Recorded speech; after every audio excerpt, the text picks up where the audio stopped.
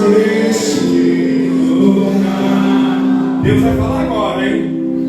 Na multidão eu clamo teu nome, o teu favor eu vou alcançar. Filho de Davi, todo mundo, vai.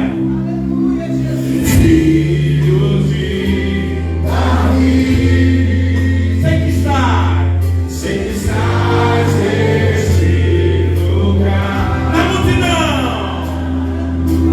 Na multidão eu clamo teu nome, o teu favor eu agora. o favor de Deus é minha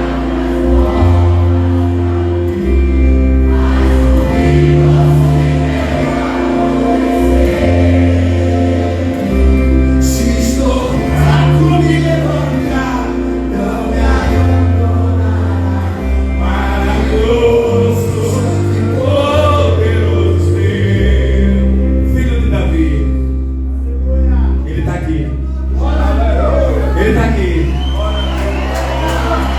Ele está aqui. Filho de Davi, sei que estás neste lugar. Na multidão eu clamo teu nome, o teu favor eu vou alcançar. O favor de Deus é o que abre as portas pra mim, faz o impossível acontecer. Se estou fraco me levantar, não me abandonará. Maravilhoso, santo e poderoso Deus. O favor de Deus é o que abre as portas pra mim, faz o impossível acontecer. Se estou fraco me levantar, não me abandonará. Maravilhoso, santo e poderoso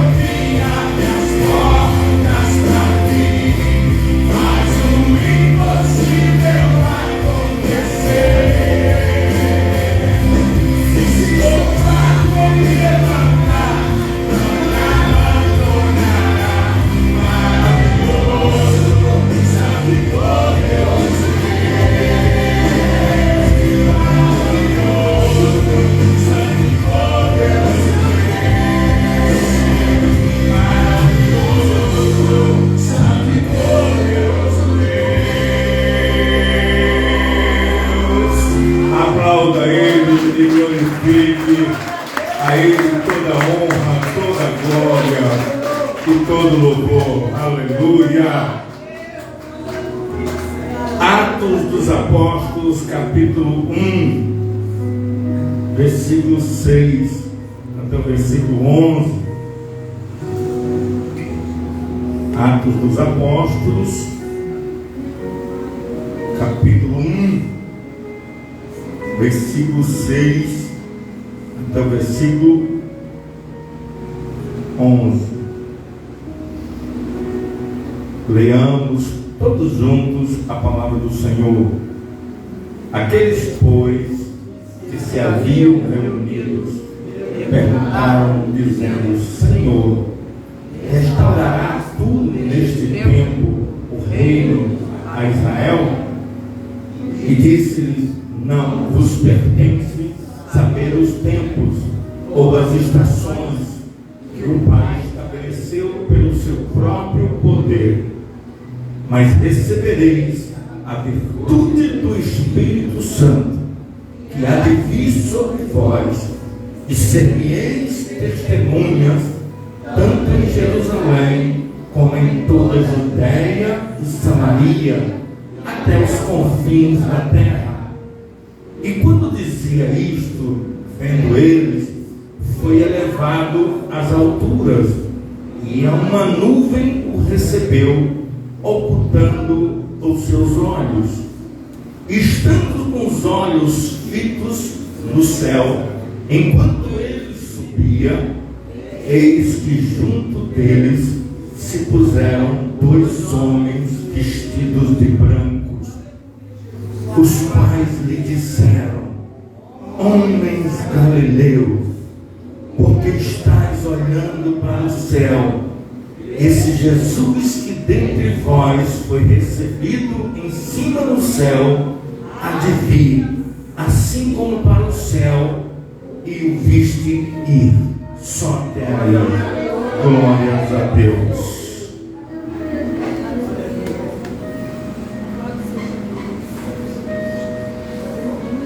No passado, no Velho Testamento, teve um homem na Bíblia que deu uma crise espiritual tão grande que ele não suportou as suas estruturas e ele, digamos assim, exigiu, ele reivindicou, ele suplicou a Deus que ele visse Deus. Isso está escrito em Êxodo capítulo 32. E a Bíblia diz que Deus relutou contra ele, dizendo para ele: você não pode me ver, porque se você olhar para mim, você morre. E Moisés diz a Deus: mas eu preciso te ver, porque a tua presença, olhar para o Senhor me basta. E Deus falou: vou conceder o desejo do teu coração, aonde eu colocarei a mão sobre os teus olhos e me verás de costas. Em Gênesis capítulo 32 você vai encontrar também um outro homem que tinha o nome de Jacó e depois fora transformado em Israel, que também passou a noite inteira reivindicando esse mesmo desejo, dizendo: eu não saio daqui enquanto Deus não me abençoar. A Bíblia diz que a aurora, ao amanhecer do dia já era chegado, mas a fé de Jacó continuava focada em querer ver Deus. E Deus, vendo o desejo do coração de Jacó, apareceu para ele, e Jacó, sem pensar 2 vezes, pendurou-se nos pés de Deus, ao ponto de Deus machucá-lo na coxa, e dizendo para ele: grande foi a sua determinação, grande foi o seu foco, o seu objetivo, grande foi o seu pedido em querer me ver. Machuquei você na coxa, senão você não me soltaria, porque foi assim que você nasceu, agarrado no pé do seu irmão, e foi necessário alguém te separar, porque você é destemido, Jacó, e não se chamará mais Jacó, mas Israel a partir de hoje. E aí diz assim: não chamará mais Jacó, mas Israel, mas estou deixando uma bênção sobre você e eu preciso ir. E ele subiu, ou seja, foi elevado. Agora nós estamos diante dos discípulos de Jesus, menos Judas, que já havia se enforcado, mas eram os 11 que estavam ali, fazendo a despedida não mais carnal. Agora era uma despedida espiritual, porque o Jesus que estava ali em Atos 1:8 já era o Jesus ressuscitado. E ele estava dando as últimas instruções para Pedro e os demais discípulos, dizendo assim: é chegada a hora de eu ir, mas lembre que eu disse para vocês que quando eu fosse, eu mandaria um outro ficar no meu lugar, porque a promessa que eu fiz, que deixar vocês órfãos, está descartada. Nunca deixarei vocês órfãos. E o que me chama a atenção é que os discípulos estavam meio que semblante, triste, desanimado, porque eles iam se distanciar do Mestre até a glória definitiva. Ou seja, a partir daquele momento já não era Jesus e os discípulos, eram os discípulos e o Espírito Santo, porque a missão de Jesus havia acabado. Mas o que me chama a atenção nesse texto é que eles viram, presenciaram Jesus ser elevado. Eu vou traduzir para vocês que muita gente pode não saber. Ele começou a flutuar. Ele começou a ficar nos ares. E quando os discípulos viram aquilo, falou: Mestre, por favor, não vá. O que vai ser de nós? Ele disse: calma. Se eu não for, o outro não vem. Eu preciso ir para que o outro venha, porque a minha missão foi cumprida, mas a do Consolador é agora. E sem mais delonga, porque o texto fala por si só, não sei se você percebeu, tem uma senha nesse texto. A Bíblia diz que uma nuvem veio ao encontro de Jesus quando ele estava sendo elevado, e no meio da nuvem ele desapareceu. E os discípulos ficaram com aquela imagem do alto. E aí eles ouviram uma voz de 2 varões de branco, um na direita e um na esquerda, dizendo assim: varões, o que vocês estão olhando lá para cima? O negócio é aqui embaixo agora. Tem anjo. Eu já estou acampado até o Espírito Santo chegar. Até 2 anjos já foi deixado para tomar conta de vocês. O papai ama tanto vocês que até na hora da subida do filho dele, ele não vacila, ele não dá espaço para o inimigo te tocar, que ele deixou um homem de branco do lado direito e um homem de branco do lado esquerdo. Sabe o que Deus está dizendo para você? Tem gente cuidando de você. Há um Deus que cuida de você. Há um Deus que se preocupa com você. Há um Deus que luta por você. Há um Deus que quer você no céu. Há um Deus que tem seu nome escrito no livro da vida. A sua chegada vai ser dura. A sua partida, a sua caminhada vai ser dolorosa. Mas a sua chegada vai valer a pena. Não tem outro caminho.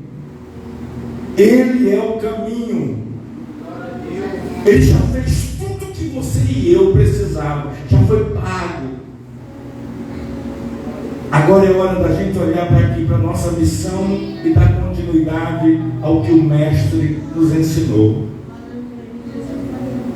E todas as respostas que a gente busca para todas as situações, para as dúvidas, para as incertezas, para os medos, Jesus tem resposta para tudo. Faça como Jacó. Faça como Moisés. Faça como os 11 discípulos. Eu quero ver Ele. Eu quero que Ele se revele para mim. Eu vou falar uma coisa para você ficar mais calmo ainda. Os 3 são um só: o Pai, o Filho e o Espírito Santo. O que você e eu procuramos em Jesus, o Espírito Santo também tem. Consolo, amizade, fidelidade. E ele tem principalmente sensibilidade e sentimento por você. Se tem alguém que te conhece por dentro, mesmo quando ninguém te entenda, é o Espírito Santo. Mateus, coloca para mim Provérbios 14:10. As dores internas ninguém vê dentro de nós, mas o Espírito Santo vê. O coração conhece a sua própria amargura, e o estranho não participará no íntimo, na sua alegria. Às vezes a pessoa olha para você e ela é uma estranha dentro do seu interior, porque ela não tem noção como está o seu interior. Se a pessoa soubesse como você estava, talvez ela até te ajudava mais. Mas isso não foi reservado para as pessoas, isso foi reservado para o Espírito Santo. Quando a solidão bater sua porta, quando o seu interior se sentir vazio, é uma mera e falsa sensação, porque você não está sozinho, o Espírito Santo está com você.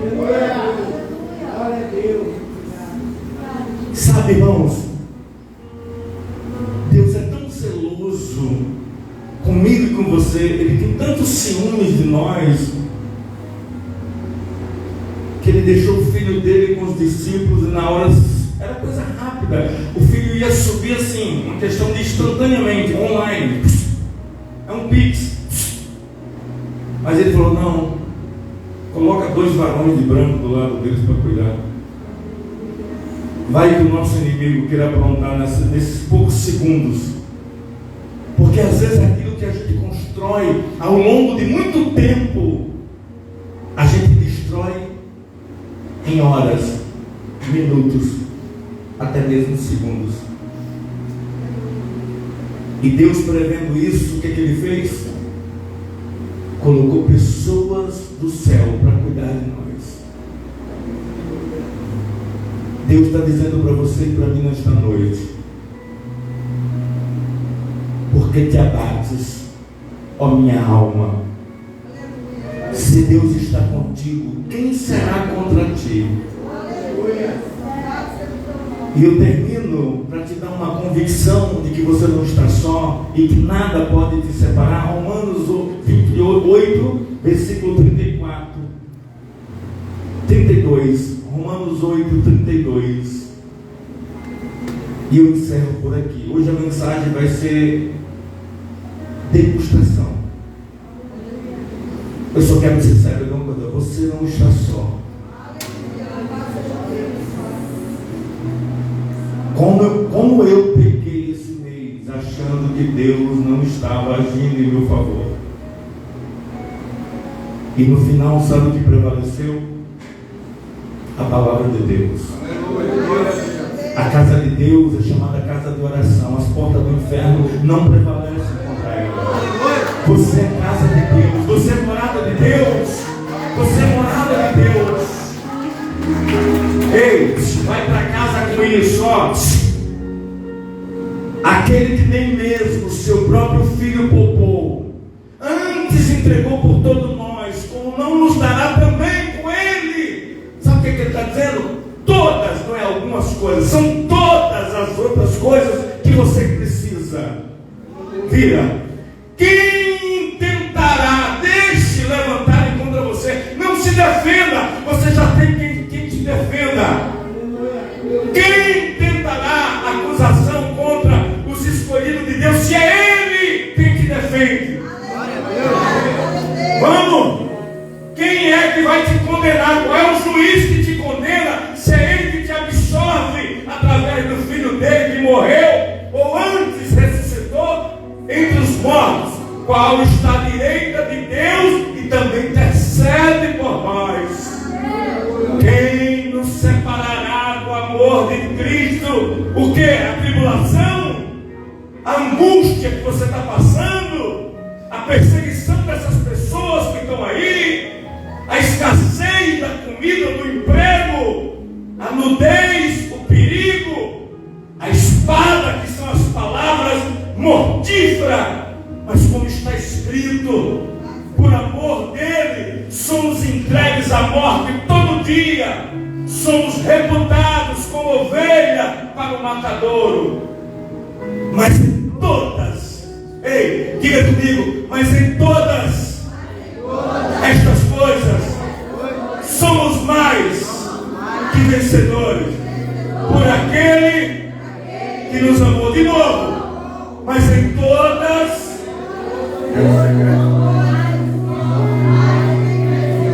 de novo, mas em todas estas coisas